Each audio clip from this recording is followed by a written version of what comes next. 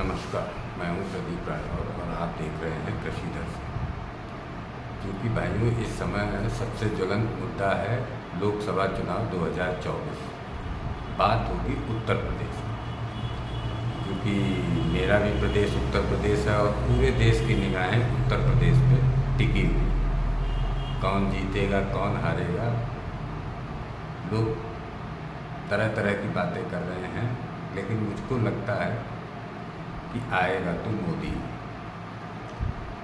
उसके अलावा कुछ ऐसे फैक्टर हैं जिनके बारे में मैं बात करूंगा। जो दो फैक्टर हैं उसमें से एक फैक्टर भारतीय जनता पार्टी के खिलाफ है, दो फैक्टर ऐसे हैं जो भारतीय जनता पार्टी के फेवर में हैं। उसके अलावा कहाँ कहाँ पे भारतीय जनता पार्टी के शीर्ष नेतृत्व ने चूक की है, उस पर भी बात करूँगा। और मैं प्रयास करूँगा कि आप लोग मेरी बात को समझें। ये ज़रूरी नहीं है कि जो मैं समझा रहा हूँ वो सही ही होगा, लेकिन मुझको लगता है, मैं एक गांव में रहता हूँ तो गांव से जो बात निकल कर आती है वही बात ऊपर तक जाती है। जो मोदी जी के फेवर में या भारतीय जनता पार्टी के फेवर में जो दो फैक्टर उत्तर प्रदेश में है, उसमें सबसे मजबूत फैक्टर है महंत योगी आदित्यनाथ, जो कि उत्तर प्रदेश के मुख्यमंत्री हैं। उनकी पॉपुलैरिटी मुझको लगता है कि उत्तर प्रदेश में हो सकता है कि मोदी जी से भी ज़्यादा। उनके लॉ एंड ऑर्डर का तो जवाब ही नहीं है। उस लॉ एंड ऑर्डर की वजह से उनको वोट ज़्यादा मिल रहा है, मेन लॉ एंड ऑर्डर।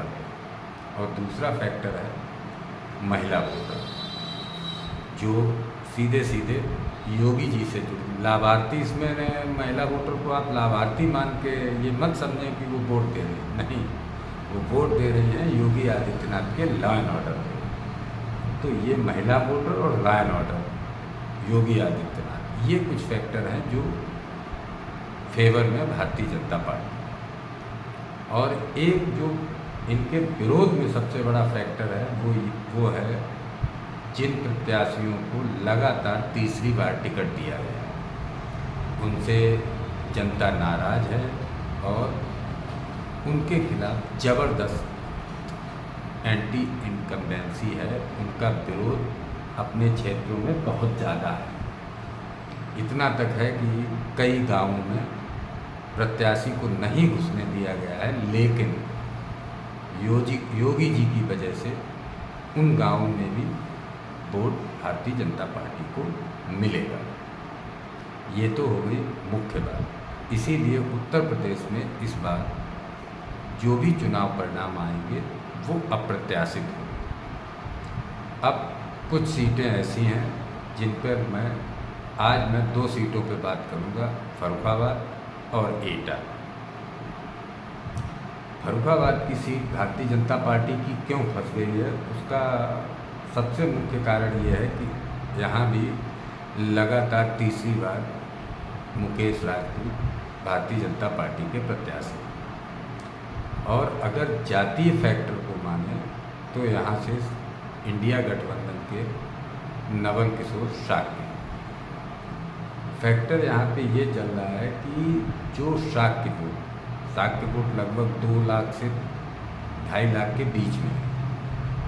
क्योंकि फर्रुखाबाद में जो 5 प्रमुख जातियां हैं, जो सबसे ज़्यादा वोटर हैं, जिन 5 प्रमुख जातियों का, उनमें ठाकुर है, यादव है, मुस्लिम है, शाक्य है और लोधी है। तो जो शाक्य वोटर था वो अभी तक बिना कुछ कहे उसने वोट देता था भारतीय जनता पार्टी को। इस बार उनका सजातीय प्रत्याशी आ गया और कुछ जातियां ऐसी हैं जो पार्टी को छोड़ देती हैं और अपनी जाति के साथ चली जाती हैं, अगर उनको उस जाति का प्रत्याशी मिलता है तो। और फर्रुखाबाद में अब की बार वही हुआ और लगभग 55% फर्रुखाबाद में वोटिंग हुई है। उसके हिसाब से लगभग 1,20-25 हज़ार वोट शाक्य लोगों ने डाला है। उसमें से 25 हज़ार वोट फिर भी मेरा ये मानना है कि वो भारतीय जनता पार्टी के साथ चला गया। 1 लाख वोट समाजवादी पार्टी के साथ चला गया। पिछली बार मुकेश राजपूत 2.5 लाख वोट से जीते। शाक्य वोटर ही 2 लाख तक लीड कवर कर रहा है यहाँ पे, क्योंकि 1 लाख मुकेश जी का कम हुआ, 1 लाख नवल किशोर का बढ़ा है, तो 2 लाख वोट तो उसने कवर कर दिया। बचा 50,000 वोट में कुछ वोट अब की बार हरिजन, कुछ पाल और कुछ वो वोटर जो व्यक्तिगत कारण से नाराज़ था, उसने वोट नहीं दिया है। इसलिए फर्रुखाबाद की सीट पे आज की स्थिति में कोई ये नहीं कह सकता है कि जीतेगा कौन, लेकिन मेरी नज़र से ये सीट भारतीय जनता पार्टी के लिए फंसी हुई है। जीत 10-20 हज़ार से ज़्यादा की नहीं होगी। उसके अलावा नेताओं की 5 विधानसभाएं लगती हैं, 4 फर्रुखाबाद जिले की, 1 एटा की। एटा में अलीगंज लगती है, वहाँ से भारतीय जनता पार्टी के विधायक सत्यपाल सिंह हैं। सत्यपाल सिंह ने भारतीय जनता पार्टी के प्रत्याशी का सबसे ज़्यादा समर्थन किया है। जितना वो अपने चुनाव में दमदारी से लड़ते थे, उससे ज़्यादा दमदारी से लड़ाने का प्रयास उन्होंने फर्रुखाबाद के प्रत्याशी को किया है, और जब काउंटिंग होगी तो उसमें उसका असर भी दिखाई देगा। उसके बाद दूसरे नंबर पर भोजपुर विधानसभा, जिसमें कि विधायक नागेंद्र सिंह राठौर जी हैं। उन्होंने भी पूरा प्रयास किया, अपने चुनाव के जैसे ही गांव-गांव में जनसंपर्क करना, नुक्कड़ सभाएं करना।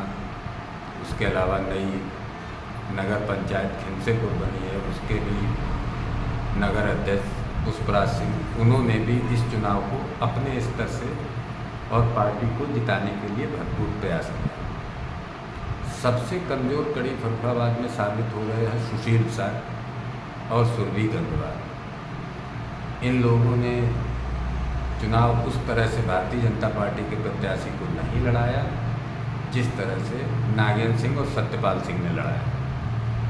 मेजर साहब ने भी प्रयास किया है, लेकिन उनके प्रयास को निगेटिव कहना तो गलत होगा, क्योंकि मेजर साहब और प्रशांत प्रांशु ने दोनों लोगों ने प्रयास किया है कि भारतीय जनता पार्टी को ज़्यादा से ज़्यादा वोट मिले।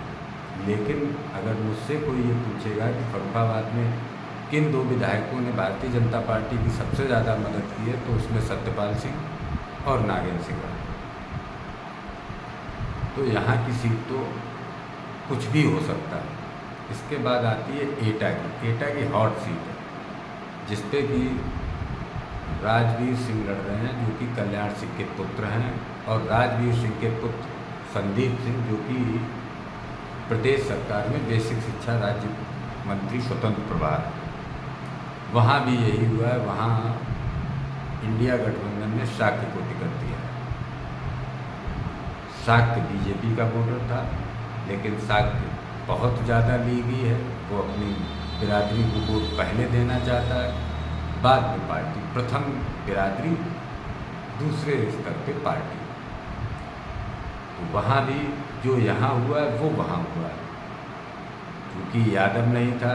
यादव से आम पब्लिक नाराज़ रहती है, उनके कृत्यों से, उनके सरकार में किए गए अत्याचारों से।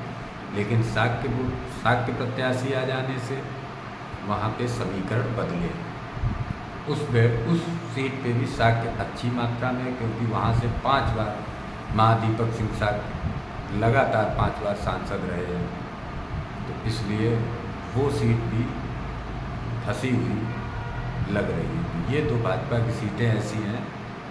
हाँ, लेकिन अगर इन दोनों ही सीटों पे केंद्रीय नेतृत्व ने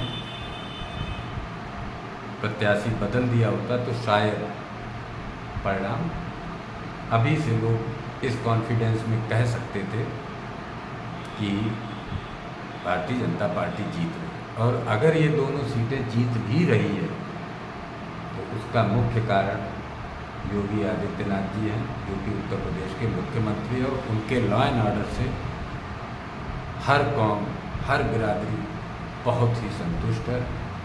और वो ये प्रत्याशी से नाराज़ होते हुए भी वो सरकार को नहीं बदलना चाहती। इसके अलावा एक जो मुख्य बात है, अगर पूरी तरह से फ्री हैंड योगी जी को मोदी जी ने दिया होता तो शायद 70 से ज़्यादा सीटें बीजेपी उत्तर प्रदेश में जीतती। लेकिन कहीं ना कहीं केंद्रीय नेतृत्व योगी जी के हाथों को बांधे रखा, उसका खामियाजा उसको उत्तर प्रदेश में जरूर भुगतना पड़ेगा। धन्यवाद। आपको बात समझ में आई हो तो लाइक करिए, शेयर करिए और चैनल को सब्सक्राइब भी करिए। कल भी मैं बात करूँगा, कल भी 2 सीटों पे बात करूँगा। एक सीट होगी फिरोज़ाबाद की और एक सीट होगी मथुरा की। धन्यवाद।